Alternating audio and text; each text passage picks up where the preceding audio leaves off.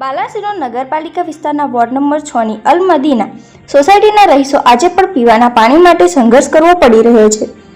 સોસાયટીની બહેનોનું સ્પષ્ટ કહેવું છે કે નળ સે જલ યોજના અંતર્ગત અમને હજુ સુધી પાણી મળવાનું શરૂ નથી થયું। આખા બાલાસિનોર શહેરમાં રસ્તા અને વિકાસ કાર્ય થાય છે તો પછી અમારી અલ મદીના સોસાયટી સાથે જ આ અન્યાય કેમ? સવાલો ઘણા છે પણ જવાબદાર તંત્ર મૌન છે। સ્થાનિક મહિલાઓનું કહેવું છે કે હવે પાણી વિના જીવવું મુશ્કેલ છે। શું અમે બાલાસિનોરના નાગરિક નથી?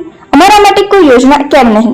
તેઓ જણાવે છે કે સોસાયટીમાં નગરપાલિકા તરફથી હજુ સુધી કોઈ પણ પ્રકારની સહાયતા કે સુવિધા આપવામાં આવી નથી।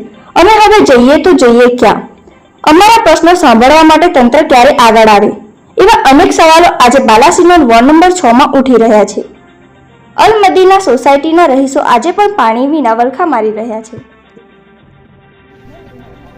માનનીય વડાપ્રધાન શ્રીએ યોજના કાઢેલી છે કે નલ સે જલ, બરાબર છે। આ યોજના ખાલી સાંભળવા પૂરતી કે ખાલી આપણે પેપરમાં વાંચીએ કે આ યોજના કાઢી છે એના પૂરતી કે ટીવીમાં જોઈએ એના માટે નથી, એ અમલમાં લાવવા માટે યોજના કાઢી છે વડાપ્રધાન શ્રીએ નલ સે જલ।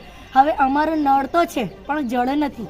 હવે જળ લેવા જવું ક્યાં? રોજ 500 રૂપિયાના ટેન્કર। હવે ગરીબ માણસ રોજના 500 રૂપિયા કાઢીને ટેન્કર મંગાવે ક્યાંથી? પહેલો મુદ્દો સવાલ એ છે, બરાબર છે। અને બીજું એ કે માણસ 1-2 દિવસ ચલવી લે, અહીંયા 5-5 દિવસ 6-6 દિવસ સુધી સળંગ પાણી આવતું નથી।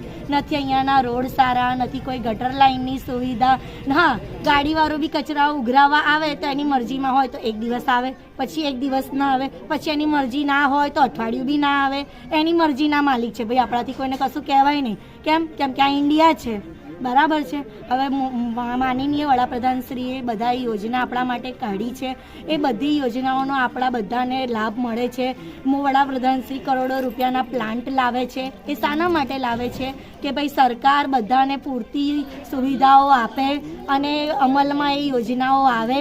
અને સરકાર એવું નથી કે સરકારને પૈસા પૂરા નથી પાડતી, સરકાર પૈસા તો પૂરા પાડે છે પણ યોજનાનો અમલ થતો દેખાતો નથી। એટલે પ્લીઝ અમારી અપીલ છે કે અમારા રોડનો સુધારો, ગટર લાઇનની વ્યવસ્થા, રોજ કચરો ઉઘરાવવા માટે આવતી ગાડી છે અને રોજની પાણીની સુવિધા, એ અમારે મહેરબાની કરીને તમને અપીલ કરીએ છીએ કે તમારું આ બધું જ કમ્પ્લીટ થવું જોઈએ। મારી સોસાયટીનું નામ બિસ્મિલ્લા સોસાયટી છે અને મારું નામ મેમણ રફીકા બાનુ છે।